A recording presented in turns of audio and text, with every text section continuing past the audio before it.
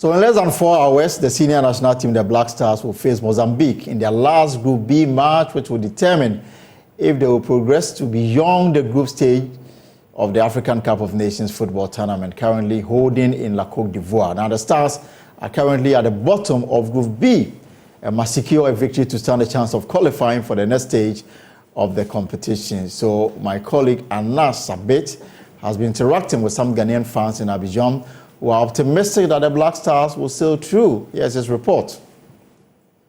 The African Cup of Nations enters its third round of matches in the group stages, and today the Black Stars of Ghana will be locking horns with the Mozambicans in that crucial encounter that will determine who seals its ticket to the next stage of the competition. Ahead of this particular crucial encounter, we hit the streets here in Churchville to gauge the expectations of the Ghanaian community or the Ghanaian fans who are here in their numbers to show their support behind the Black Stars of Ghana. Let's have a listen to what their expectations are ahead of that game against Mozambique. As a Ghanaian, Black Stars is our only team that we have, so we must give them maximum support for them to win tomorrow. So I'm sure that we are going to do better than what they do against Egypt. We are expecting nothing but victory, and we are just encouraging our brothers in Ghana that they should keep on praying. Both Muslims and Christians, they should intensify their prayers, because tomorrow's match is going to determine whether we are winning the trophy or not. Yes, tomorrow, inshallah, we are going to win by 3-1 or 3-0. Yeah, Kudus will score, and then the other one in Dreadlocks, Majid. So we are going to score them 2-1 or 2-0. So here in Ghana, in the Greater Accra region, my colleague Kenneth Jesse visited Nema, Nema, the birthplace of Black Stars talisman Mohamed Kudus. The fans there are confident of victory.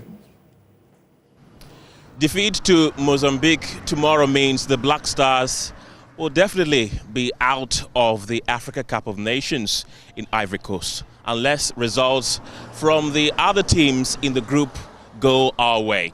We're in Nema, the birthplace of the poster boy of Black Stars, Mohamed Kudus, to ask football fans what they think the chances of Black Stars are ahead of the game against Mozambique. You'll have Enjoy News. Do you think the Black Stars can beat Mozambique tomorrow and qualify? Inshallah, for sure, if the coach did the right thing by putting in the right players at the right positions. Because Nike Williams we used to watch him at Atletico Bilbao. He used to strike from the wings, but now we are seeing a different things altogether. And you see, this player, Richard Lamptey, even though he's a local player, I think is better, far better than some of the so-called professional players. You should give him a chance. He can give us results. Doing the right thing, we are going to beat Mozambique, inshallah, tomorrow. Right. Let me ask you, what did you think of the last match that we played? How did you think of our performance against Egypt? It was a much improved game. For me, they did so very well. In fact, the whole team came to the party. Right. Every single player came to the party. They were all good. I think just that there were no chances that were created. Like he mentioned about Inaki Williams. Inaki Williams is a very good player who needs the services of a very good ball passer. The likes of ACN, Wakasu, and it appears we don't have those type of players in our midfield. So you find out that Inaki Williams will do all the runs and comes back. Nobody fits him with the passes. Yeah. Even Asamoah Gyan would have suffered with such a team. So what do you think we should do against Mozambique so that we can beat them? So we need a supplier, somebody who can feed the strikers, you understand, create the chances. Our last game against Egypt, the chances didn't come. It was just some small opportunities Muntari made very good use of. But we needed to create at least 4 or 5 chances and get 2 inside. And I'm very hopeful that the next game we will win, no matter what. Ghana is qualifying by the grace of God. I think we are qualifying. Yeah, yes. Let's talk about Mohamed Kudus, who scored 2 goals for the Black Stars in our last match against Egypt. Do you think he could be the difference maker going ahead into the game? Difference. Our next one is going to score again. So that's what we are expecting. But if he scores and then we concede, that means we are unlikely to qualify. What do we do? He's going to score and win, and we win. Have you been impressed so far with the Black Stars' performance at this tournament? Not really, but the second match was a very much improvement from the first match. So the thing about Ghana is that we have so many coaches, but everybody is a coach in Ghana. Everybody has his own tactics and strategy that will help Ghana advance to the next stage of the competition. But what exactly is the coach saying, the guy who is paid with the taxpayers' money to deliver is a victory? Chris Wilson is confident of victory. Aware of the magnitude of this game. We know that this is a game that we have to win. Our preparation going into the game has been the same as in the two previous games, and all we can do is prepare the team to play a very tough match, as all of these games are, and to make sure that we put in a level of performance that allows us to win the game. So we are just hours away from, few hours actually, not so much of hours, few hours away from kickoff at 8 p.m. Ghana time. So how is the team prepared, and are they ready to take on the challenge that they are going to face for the Mozambicans? Let me take you live there. My colleague Muftau Naila is in Abidjan for us. Muftau, you're welcome. Is everything set and ready to go? Everything is set. I'm not sure there's anyone who is more motivated for this game than the players themselves. I've had the privilege of interacting with some of these players, and the sense I get is that they are in for redemption. They are very much aware that they haven't started so well, but all hopes are not lost. What they believe is that they've had a very jerky start to this campaign, and it is important that they right the wrong. We all heard from Dennis Odoi talk about how the players failed to occupy the lines so that they wouldn't allow the opponent to take their chances. And in this encounter, it is important they occupy the spaces and ensure that Ghana is able to nullify the opponent, create opportunities, and score. Psychologically, these boys, what I have gotten from them, suggests that they actually feel this is a tournament that is more of a do or die affair, because a chunk of them actually believe that it is more of a disservice to themselves and to Ghanaians if they are not able to do well and exit the competition back to back. There are certain things that, or certain conversations that I have the privilege to. When I had the opportunity of going to the team hotel and all that I wouldn't like to put on record. But I get the sense that these are boys who are very committed to the cause of Ghana, and they believe that later tonight they will be able to secure a win against Mozambique.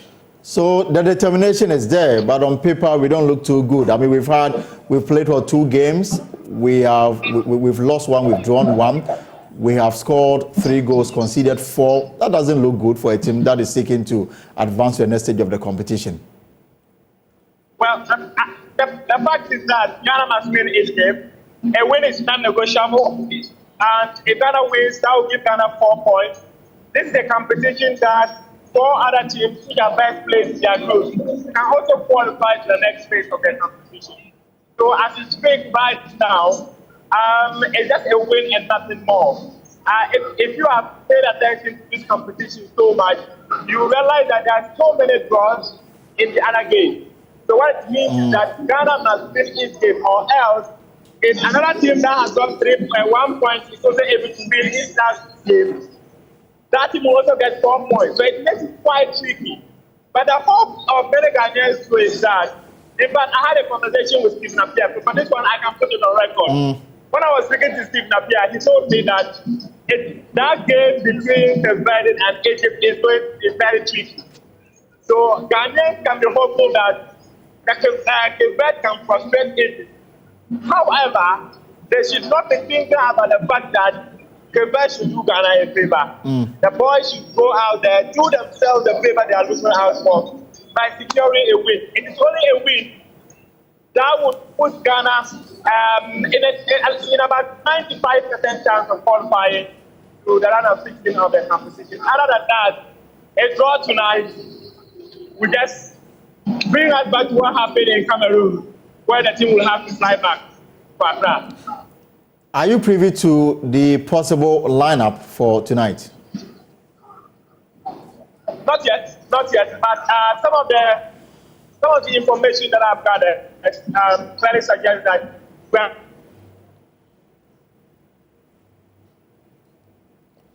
because I understand Nigeria Shimero is available and might start this game. But the technical team, they were tight-lipped on whether who starts or who doesn't start.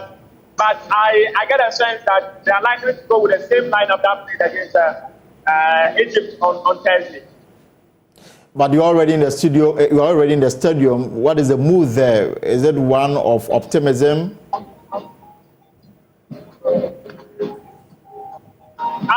The stadium is electrifying. In fact, just before you came, they were. In fact, let me just say this: if the football has not sold Ghana so much, Ghanaian music here has sold the country because it's been dominant. It's been beaten to the speakers in pubs and also inside the stadium. So just before you came, that famous song, Koye was what was beaten to the speakers inside the Olympic Stadium. So the atmosphere has been one of the kind. It's been electrifying. It is the host nation football that is Equatorial Guinea, which is about to kick off in the next 10 minutes or so. So we are expecting about 60,000 people here. And the hope is that if Cote d'Ivoire is able to win, a chunk of these numbers might just stay behind to support the Black Stars, because when you get a ticket, it gives you an opportunity to watch the game. So what it means is that Ghana might just have additional support from the Ivorians who are inside this stadium, and that potentially be the top man the Black Stars will be able to scale with later tonight against Mozambique. So Cape Verde, they've already qualified. So clearly in our group, the two possible slots clearly is between Egypt, Ghana, and Mozambique. So out of the three, any of them can go through, and that makes the situation quite complex and serious. So Muftau cannot hear me. He's already in the stadium ahead of the kickoff between Ghana and Mozambique. If Ghana is able to win, we will advance. So Muftau was asking that in our group, if we take a look at the table, Cape Verde, they've already qualified and they'll be waiting for their next opponent. But between Ghana, Egypt, and Mozambique, it could be anybody's slot to advance to the next stage of the competition. That makes the situation complex and very serious at the same time. It is anybody's slot. If Mozambique wins, they have 4 points because they're doing their home game against Egypt. If Ghana wins, Ghana has 4 points. If Ghana wins and Egypt also wins, Egypt will get 5 points. So it means that Egypt will finish second on their group and Ghana will have to finish third. If Ghana wins and Egypt draws or loses, Ghana goes second on the group, and that gives the country an opportunity to be in the round of 16, which starts on Saturday. All right, so let me pick your prediction so that I can let you go. All right, so that's it. That's Muftau Nabila coming to us live from Abidjan, where he is there for joining us watching the match. But of course, at 8 p.m., I'm sure that you can watch it live here and then throw your weight, your support, your prayers behind the Black Stars so that they can win and win convincingly and advance to the next stage of the tournament holding in Abidjan. The hope is that we'll end the trophy drought that's eluded Ghana in the last 42 years. That's quite serious. But that's it for today's edition of The Pulse. Tomorrow we'll be back here same time. But for more on the Boko issues, you can join Evans Mensah, MFA Pau on News Night on Top Story. And of course, on Joy News Prime at 7 p.m., we have more development coming from Boko and the other news headlines making the rounds today. My name is Elton Brobe. Have a good evening and take care. See you tomorrow, same time at 3 p.m.